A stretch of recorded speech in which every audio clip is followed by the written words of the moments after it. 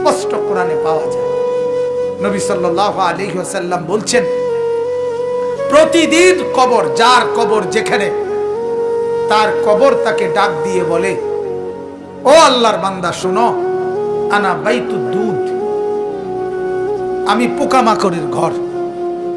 আমার বাপ শুনেন, যুবক আপনারাও শুনেন, আপনারাও শুনেন, কবর কিন্তু নির্দিষ্ট কোনো বয়সে যায় না বাপ।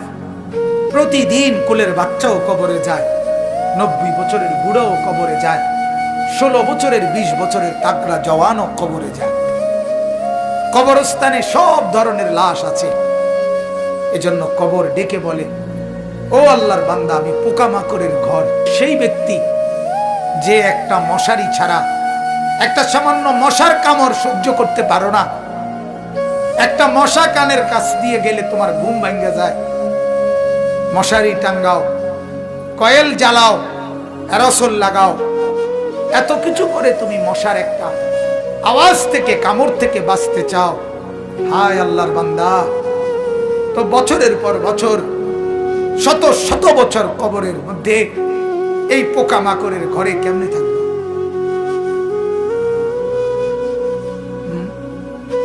বলে কবর প্রতিদিন বলে, আনা বাইতুল ওয়াহদা, ও আল্লাহর বান্দা, আমি কিন্তু একাকী ঘর, একাকী ঘর, কেউরে পাবা না, কেউরে না। আমার বাপ, এই পৃথিবীতেও একাকিত্বের যন্ত্রণা বড় সাংঘাতিক। আপনার ঘরে যদি লক্ষ কোটি টাকারও মাল সামানা থাকে, খাদ্য খাবার, ফল ফলাদি সব আছে, সব আছে, শুধু স্ত্রী নাই, মা নাই, বাপ নাই, ছেলে নাই, মেয়ে নাই, কেউ নাই, আপনি শুধু একা, খোদার কসম এই একাকিত্বের যন্ত্রণায় ঘরের সব কিছু না, সারা দুনিয়াটাই আপনার কাছে বিষাদ মনে হবে, মনে হবে আমার কিছুই নাই। গত বছর আপনারা অনেকে শুনছেন হয়তো, এক ভদ্রলোক, ঢাকার শিল্পপতি, কোটি কোটি টাকার মালিক, গার্মেন্টস মেল ফ্যাক্টরির মালিক, ওই ভদ্রলোক একাকিত্বের কারণে, স্ত্রী নাই, ছেলে নাই, মেয়ে নাই, বিবিও দূরে সরে গেছে, ইউরোপ থাকে, ছেলেও থাকে বাহিরে, মেয়েও থাকে বাহিরে, একটা লোক নাই ফ্যামিলিতে। শুধুমাত্র এই একাকিত্বের কারণে এরকম মোবাইলে লাইভে সারা পৃথিবীকে জানাইয়া, সবার সামনে, সারা বিশ্বের চোখের সামনে এরকম কপালের মধ্যে পিস্তল ঠেকাইয়া নিজের জীবন নিজে দিয়ে দিছে, আত্মহত্যা করছে শুধু একাকিত্বের জন্য।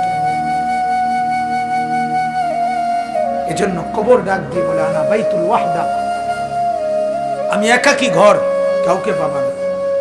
আনা বাইতুল গুরবা, কবর বলে, ও আল্লাহর বান্দা, আমি অপরিচিত ঘর, কাউকে চিনবা না, ডানে বামে কিছুই বুঝবা না, মাটি ছাড়া আর কিছুই চিনবা না, আমি অপরিচিত ঘর।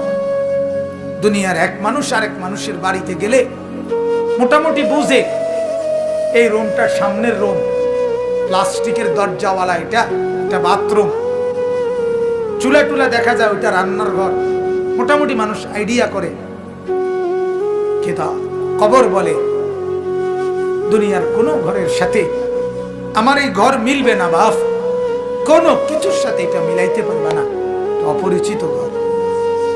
আল্লাহ আমাকেই মাফ করে দেন। এজন্য বাপ, অনুরোধ করছি, কবরের ফিকির করেন, কবরের ফিকির করেন। সাইয়্যিদুনা উসমান রাদিয়াল্লাহু তাআলা আনহু, হযরতে উসমান নবীজির সাহাবী, উনি যখন কোন কবরের সামনে দাঁড়াইতেন, তখন তিনি এই পরিমাণ ফাবাকা, কাঁদতেন, হাত্তা ইয়াবুল্লা লিহিয়াতাহু, কাঁদতে কাঁদতে তার দাড়ি পর্যন্ত ভিজে যেত। অন্যরা জিজ্ঞাসা করতেন, ও আমিরুল মুমিনিন, কবর দেখলে আপনি এমন করেন কেন? তখন তিনি বললেন, তুমি জানো না, এটাই তো আখিরাতের প্রথম মঞ্জিল, আউয়ালু মানজিলিন মিন মানাজিলিল আখিরাহ, আখিরাতের প্রথম ঘর, প্রথম স্টেশন। মান নাজা মিনহু, এখান থেকে যে মুক্তি পাবে, সে তো বাকি সব ঘাটিতে মুক্তি পাবে, এখানে যে আটকায়া যাবে সে তো সব ঘাটিতে আটকায়া যাবে। এই জন্য কবর দেখলে আমার ভয় হয়, না জানি আমার কবরে কি হবে, না জানি আমার কবরে কি হবে। হযরত ওমর রাদিয়াল্লাহু তাআলা আনহু, হযরত ওমর আমরা কিতাবে পড়ছি, ইন্তেকালের পূর্ব মুহূর্তে ওনাকে বর্ষা ছুরি দিয়ে আঘাত করা হয়েছিল এক কাফের বেঈমানে, নামাজ অবস্থায়, ফজরের নামাজ পড়া অবস্থায়। ওনার এমন হালাত হয়েছিল 3 দিন উনি মুখ দিয়ে কোনো খাবার দিলে এদিক দিয়ে বের হয়ে যাইত, ওষুধ পানি সবকিছু। এইভাবে ছুরি দিয়ে গাই দিছে ওনাকে 8-10টা। এরপরেও হযরত ওমর রাদিয়াল্লাহু তাআলা এই অবস্থায় মুমূর্ষ, তখন তিনি চকির মধ্যে, খাটিয়ার মধ্যে ওনাকে শোয়াইছে আর সবাই কাঁদতেছে। উনি তখন চোখের পানি ফেলে দিয়ে হযরত ওমর তার ছেলে আব্দুল্লাহকে বলছে, আব্দুল্লাহ, আমাকে তুমি চকির থেকে, খাটিয়ার থেকে মাটিতে নামাও, আমি কবরে যাব কিছুক্ষণের মধ্যে, আমারে মাটিতে নামাও, আমার গাল মাটির মধ্যে ঘষা লাগাও, দা খাদ্দি আলাল আরদ, আমার গাল মাটিতে রাখো, আমারে মাটিতে ফেলায় রাখো, আসা রব্বি আন ইয়ারহামানি, যেন আমার আল্লাহর একটু দয়া হয়, আল্লাহ যেন আমারে মাফ করে দেয়, যেন আল্লাহ বলতে না পারে, ওমর মরার সময়ও ঘাটে উঠতে রইছ, অহংকার করছিস, এটা যেন বলতে না পারে। এই ছিল সাহাবায়ে কেরামের ফিকির। ভাইয়া, ফিকির। হ্যাঁ, হাদিসের মধ্যে আল্লাহর নবী সাল্লাল্লাহু আলাইহি ওয়াসাল্লাম বলছেন, কসম, হাদিস এটা, নবীজি বলেন, কোন নাফরমানের লাশ যখন কাঁধের মধ্যে করে কবরস্থানের দিকে নিয়ে যায়, এই পরিমাণ চিৎকার করে, এই পরিমাণ চিৎকার করে নাফরমান বলে, আল্লাহর দোহাই তোমাদের, আমার লাশ ওই কবরস্থানে নিও না, আমার এই কবরে রাইখো না। আল্লাহর নবী সাল্লাল্লাহু আলাইহি সাল্লাম বলেন, মানুষ ব্যতীত আল্লাহর সব মাখলুক ওই চিৎকার শুনতে, ওই চিৎকার শুনতে পায়। এই কবরে যাওয়ার আগে চিৎকার, লাশের চিৎকার। আল্লাহর নবী সাল্লাল্লাহু আলাইহি সাল্লাম বলেন, যদি ওই নাফরমানের চিৎকার তোমাদের কানে একবার শুনতা, তাহলে পৃথিবীর কোন মানুষ কোনদিন কারো লাশ খাটের মধ্যে কান্দে নিত না, কারণ যদি চিৎকার মারে এই ভয়ে, তাহলে রাস্তায় পড়ে থাকতো লাশ, কুকুর আর বিড়ালে খাইত। হাদিস আমার বাপ। অতএব কবরের ফিকির করে। আল্লাহর নবী সাল্লাল্লাহু আলাইহি ওয়াসাল্লাম মৃত্যু পর্যন্ত নবীজি নিজে নিজে, আল্লাহর নবী সাল্লাল্লাহু আলাইহি ওয়াসাল্লাম 5 ওয়াক্ত নামাজের পরে, 5 ওয়াক্ত নামাজের পরে নবীজি যে কয়টা জিনিস থেকে পানাহ চাইতেন, আল্লাহর কাছে মুক্তি চাইতেন, তার মধ্যে একটা হলো কবরের আযাব। আল্লাহুম্মা ইন্নী আউযু বিকা মিন আযাবিল কবর, আল্লাহ কবরের আযাব থেকে বাঁচান, ওয়া মিন ফিতনাতিল কবর, কবরের মুসিবত থেকে বাঁচান। আল্লাহর নবী সাল্লাল্লাহু আলাইহি সাল্লাম বলেন, কোন নাফরমান যখন কবরে প্রশ্নের জবাব দিতে পারবে না, তখন আল্লাহ তাআলার পক্ষ থেকে বলা হবে, ফাআফরিশুহু মিনান নার ওয়ালবাসুহু মিনান নার ওয়াফতাহু লাহু বাবান ইলান নার। ও ফেরেশতারা, এই নাফরমানের কবরে জাহান্নামের বিছানা বিছায় দাও, জাহান্নামের পোশাক পরায় দাও, জাহান্নাম বরাবর দরজা খুলে দাও। কিয়ামত পর্যন্ত এভাবে জাহান্নামের আগুনের পোশাক আর বিছানার মধ্যেই ধাউ ধাউ করে জ্বলবে। আল্লাহর নবী সাল্লাল্লাহু আলাইহি সাল্লাম বলেন, নাফরমানের কবরে এমন একজন ফেরেশতাকে পাঠানো হবে, যেই ফেরেশতা আমা ওয়া আসাম্মু, অন্ধ এবং বধির চোখেও দেখে না, কানেও শোনে না। লোহার একটা মুগুর দিয়ে একটা বাড়ি মারবে, 7 তবক জমিনের নিচে দেবে যাবে, আবার উঠবে, আবার মারবে। আর ওই নাফরমান কবরে চিৎকার করবে, ভীষণ কান্নাকাটি করবে। কিন্তু ওই ফেরেশতা তো চোখেও দেখে না, কানেও শোনে না, তোমার চিল্লানি শুনবে। আল্লাহ আমাকে মাফ করে দেন। এজন্য রাত গভীরে আপনাদেরকে বললাম, ভাই আমাকেও বললাম, উসিকুম ওয়া ইয়া, আপনাদেরকেও নসিহত করছি, আমাকেও প্রত্যেকে কবরের প্রস্তুতি নেই। আল্লাহ তাআলা বলছে, বান্দা কি হলো, বান্দা হলোটা কি?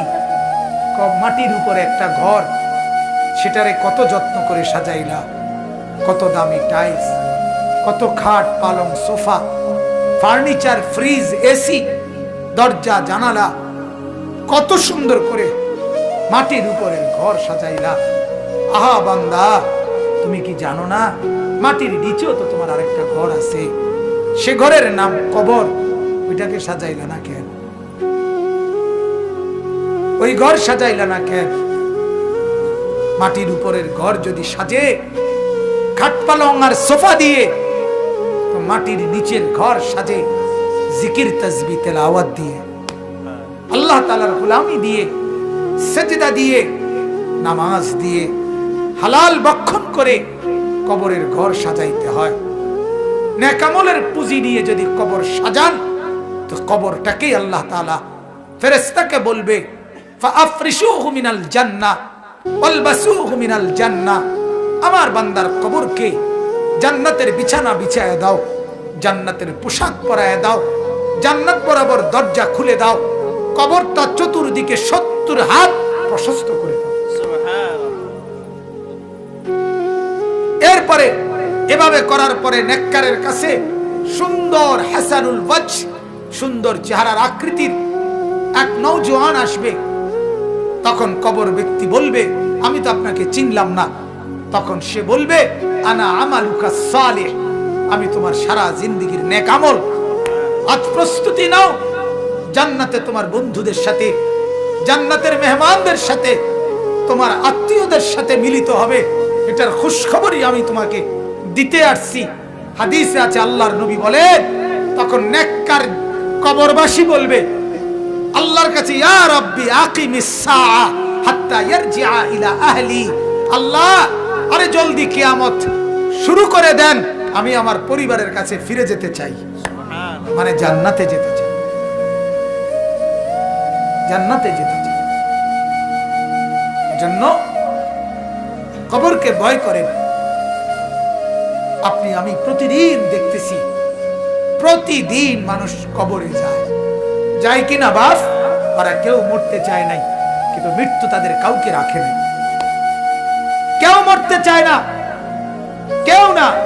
একেবারে 120 বছরের বুড়ো মানুষটাকেও, 120 বছরের বুড়ো মিয়া, তারেও মানুষ ডাক্তার দেখায়, তারেও হসপিটালে ভর্তি করায়, তারেও তো চেষ্টা করে আমার 120 বছরের দাদা যেন না মরে, আমার 120 বছরের বাপ যেন না মরে। তিনিও মরতে চান না, কিন্তু কবর ডাক দিয়ে বলে, আমি কাউকে থাকতে দেই না। দুনিয়া বলে, মাটি বলে, আরে বন্ধু মরতে তো কেউই চায় নাই, আমি তো কাউকে থাকতে দেই নাই। ফেরাউন তো মরতে চায় নাই, নমরুদ তো মরতে চায় নাই, সাদ্দাত আর কারুন তো মরতে চায় নাই, কিন্তু মৃত্যু তো তাকে ছাড়ে নাই। ছাড়ছে কিনা ভাইয়া? নওজোয়ান, কি রঙের গুড্ডি উড়াইতেছ বাপ? কি রঙের গুড়ি উড়াচ্ছ? এভাবে ভুলে গেলা কবর। অথচ তোমার সামনে মানুষ অ্যাক্সিডেন্ট হয়, জলজ্জন্ত মানুষ মরে যায়।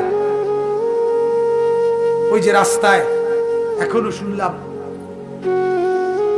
হ্যাঁ, ছোট্ট বাচ্চা সহ এই তো তোমাদের চান্দিনা রাস্তায়। আমার মাদ্রাসার হাফেজ সাহেব, আমার মাদ্রাসার উস্তাদ এখনো আছে, হাফেজ মামুন, তার বাবা, তার মা, তার 4 বছরের বোন ঢাকা থেকে আসতেছে, নরসিংদী গাড়ি ডিস্ট্রিক্টের সাথে লাগছে। মার কোলের থেকে বাপ কোলের ওই 4 বছরের মেয়েটারে নিজের কোলে লইছে, লইয়া জড়াইয়া ধরছে। এই সময় একটু পরেই এই ট্রাকে বাড়ি খেয়া বাপও মারা গেছে, কোলের বাচ্চাটাও মারা গেছে, মা বাইচে গেছে। আমার কাছে মনে হয়েছে যেন মা তার স্বামীর কোলে দিয়ে বলছে, ধরো তোমার বাচ্চাটাকে নিয়ে যাও তোমার সাথে।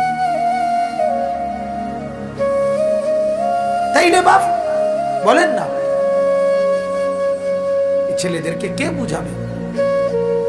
ওরা মনে করছে আমরা এত সকাল মরবো না, আর কিছুদিন গুনাহ করি, আর কিছুদিন উলঙ্গ ছবি দেখি, আর কিছুদিন নাচ দেখি, ছবি দেখি, অশ্লীল বেহায়াপনা।